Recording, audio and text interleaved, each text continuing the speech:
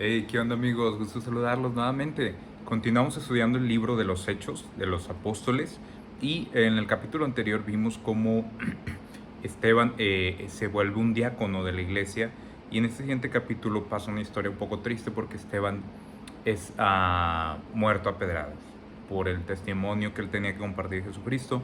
Fue algo muy fuerte, pero sin embargo él cumplió hasta el último momento la misión que él tenía. Vamos a ver qué dice.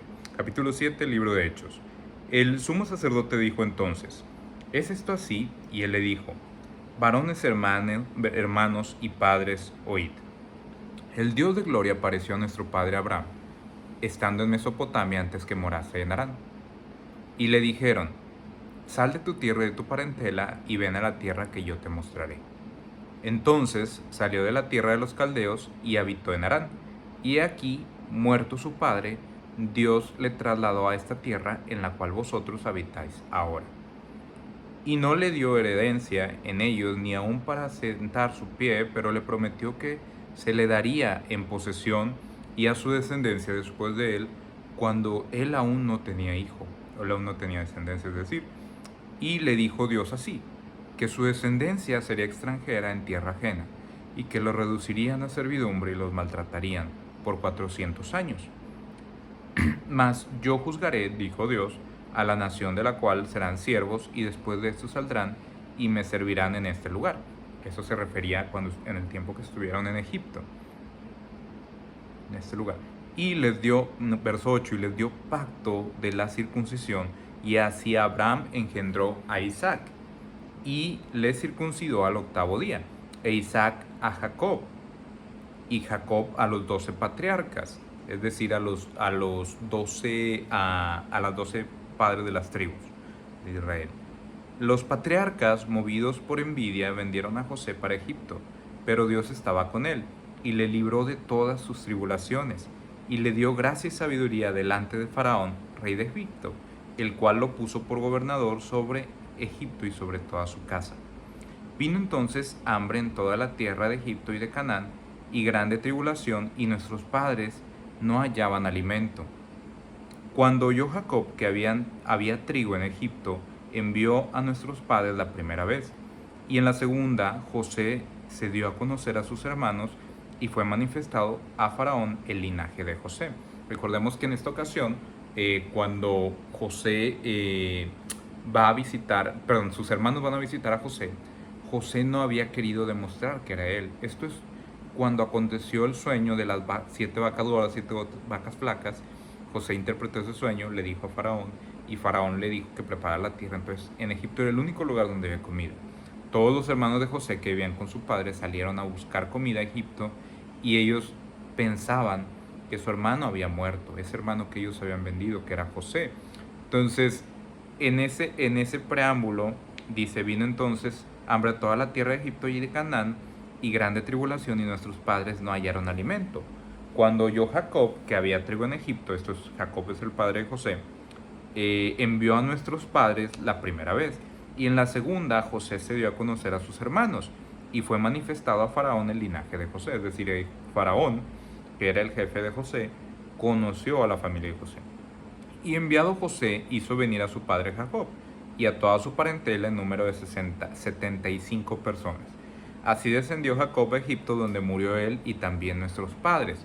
Bueno, murió él, que era el padre de José, murieron los padres, pero la descendencia continuó en Egipto. Eso es lo que está tratando de decir. Los cuales fueron trasladados a Siquem y puestos en el sepulcro que a precio de dinero compró Abraham de los hijos de Amor en Siquem. Abraham pues fue una generaciones anteriores. Pero cuando se acercaba el tiempo de la promesa que Dios había jurado a Abraham, el pueblo creció y se multiplicó en Egipto, hasta que se levantó en Egipto otro rey que no conocía a José. Este rey, usando de astucia con nuestro pueblo, maltrató a nuestros padres, a fin de que expusieran a la muerte a sus niños para que no se propagasen. Es decir, les pedían a las parteras que vivían en Egipto, que eran hebreas, les pedían que de todos los partos que tenían tenían las mujeres hebreas, que mataran a los varones y conservaran solamente a las niñas. Entonces, esa fue la razón por la cual pusieron a Moisés en un Moisés, que le llaman una canasta. Pero bueno, aquí viene la historia, me adelanté. para que no se propagan. En aquel mismo tiempo nació Moisés y fue agradable a Dios y fue criado 3 meses en casa de su padre. Pero siendo expuesto a la muerte, la hija de Faraón lo recogió y le crió como hijo suyo. Y fue enseñado Moisés en toda la sabiduría de los egipcios y era poderoso en sus palabras y obras. Cuando hubo cumplido, recordemos que aquí si la hija de Faraón lo crió, él creció como un príncipe. Entonces tuvo la vocación de un príncipe de Egipto. Cuando hubo cumplido la edad de 40 años, le vino al corazón de él visitar a sus hermanos, los hijos de Israel. Y al ver a uno que era maltratado, lo defendió e hiriendo el egipcio, vengó al oprimido. Pero él pensaba que sus hermanos comprenderían que Dios les daría libertad por mano suya, mas ellos no lo habían entendido así. Y al día siguiente se presentó a unos de ellos que reñían y los ponía en paz, diciendo: varones hermanos sois, ¿por qué os maltratáis los unos a los otros? Entonces el que maltrataba a su prójimo le rechazó, diciendo: ¿quién te ha puesto por gobernante y juez sobre nosotros?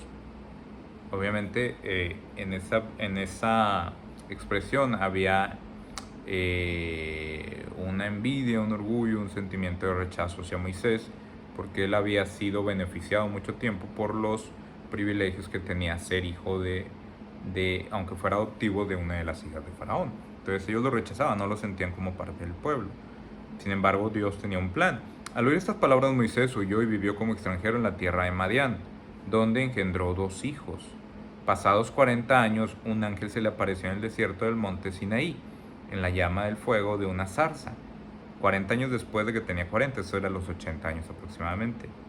Entonces Moisés, mirando, se maravilló de la visión, acercándose para observar, y vino a él la voz del Señor: yo soy el Dios de tus padres, el Dios de Abraham, el Dios de Isaac y el Dios de Jacob. Y Moisés, temblando, no se atrevía a mirar. Y le dijo el Señor: quítate el calzado de tus pies, porque el lugar en que estás es tierra santa. Ciertamente he visto la aflicción de mi pueblo que está en Egipto. He oído su gemido y he descendido para libraros. Ahora pues, ven, te enviaré a Egipto. Vamos en el verso 34. A este Moisés, a quien habían rechazado, diciendo: ¿quién te ha puesto por gobernante y juez?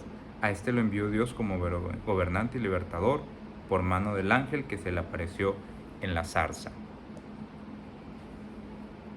Esto lo sacó habiendo hecho prodigios y señales en la tierra de Egipto, y en el Mar Rojo y en el desierto por 40 años. Este Moisés es el que dijo a los hijos de Israel: profeta os levantará el Señor vuestro Dios de entre vuestros hermanos, como a mí, a él oiréis.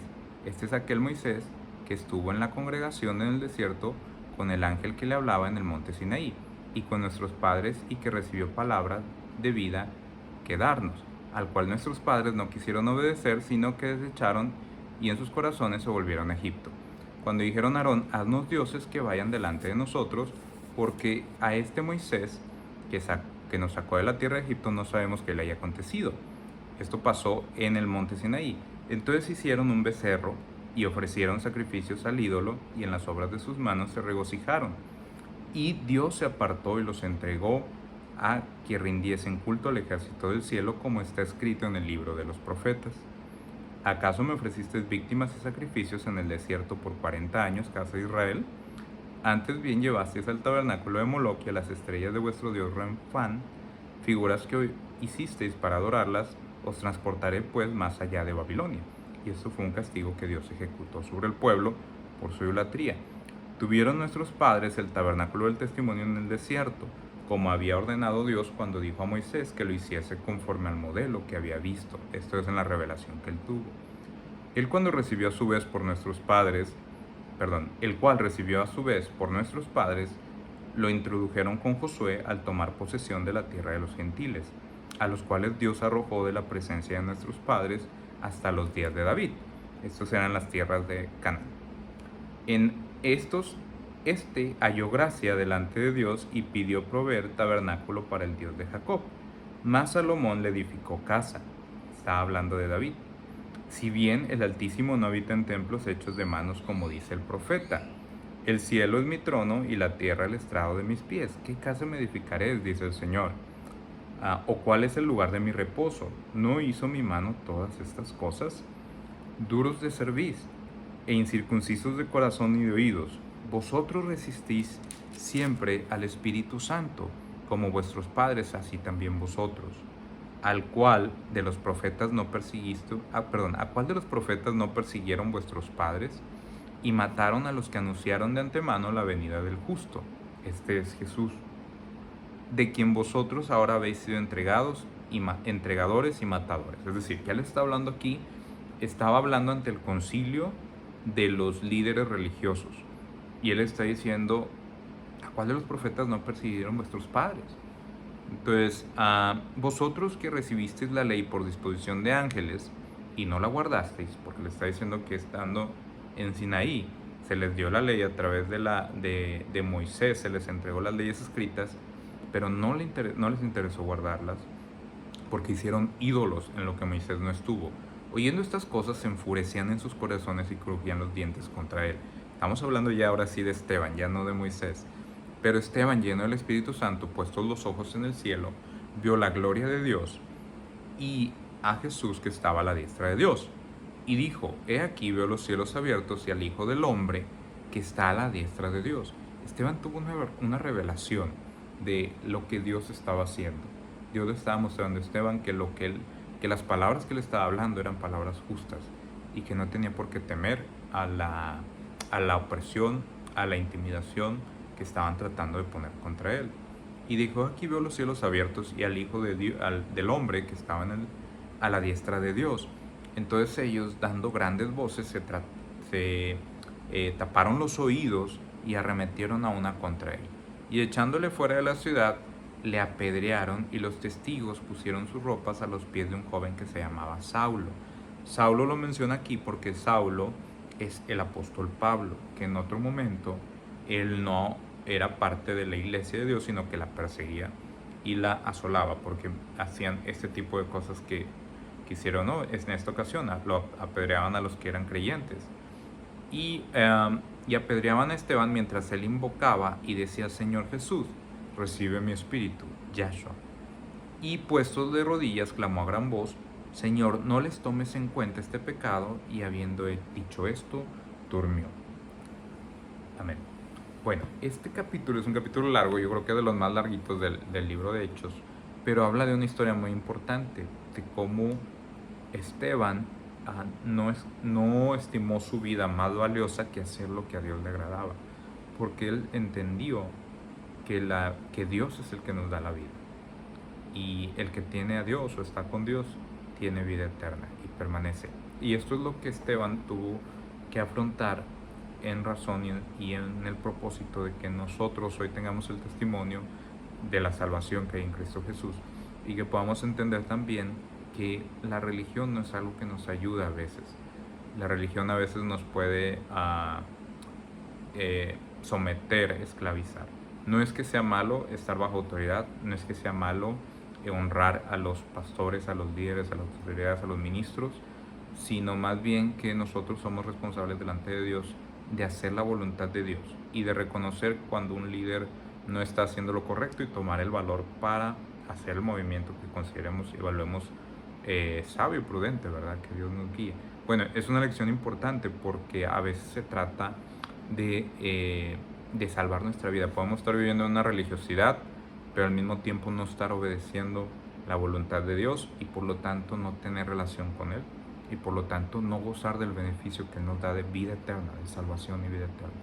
Bueno, acompáñenme a orar porque ya se fue bien largo este video. Gracias. Padre Dios, te damos gracias por tu misericordia en este día. Señor, yo te doy gracias por los que puedan escuchar conmigo esta palabra. Padre, que esta palabra pueda producir fruto en nuestras vidas. Te pedimos tu salvación, Señor, a través de la fe en el nombre poderoso de Dios Jesús. Yahshua Mesías, su Señor, Padre. Te damos gracias porque nos permites estar atentos a tu voz. Ayúdanos, Señor, porque sin ti a veces no nos es fácil cambiar esas costumbres, hábitos en nuestra vida que van contrarios a tu voluntad. Hábitos que son de nuestra carne y que no nos llevan a vida sino muerte. Ayúdanos. Padre, te damos gracias por el testimonio de Esteban. Y Padre, porque nosotros podemos obtener salvación. Oramos en el nombre poderoso de Jesús. Yahshua Mesías, su Señor. Amén y amén. Bueno, amigos, un gusto saludarlos. Se nos fue un poco largo este video, es que era un capítulo un poco largo, pero bueno, ya lo cubrimos hasta ahí. Continuamos en el siguiente con el capítulo 8. Saludos.